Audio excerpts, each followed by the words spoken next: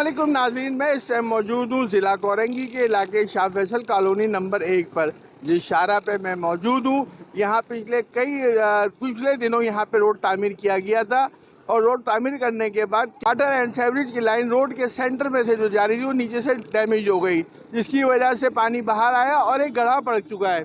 अभी मेरा कैमरामैन आपको दिखा रहा है कि पिछले 15 से 20 दिन पहले ये रोड टूटना शुरू हुआ था, पानी निकलना शुरू हुआ था और इस पर एक मुसलसल यहाँ से गुजरगाहों के लिए एक अजियत बन चुका है। ये एक अहम शाहरा है जो कोरंगी से मल्ली, लाडी और जो है गुलिस्तान जौहर, एयरपोर्ट, न्यू कराची, सराबकोट, इन इलाकों को जाके मिलती है।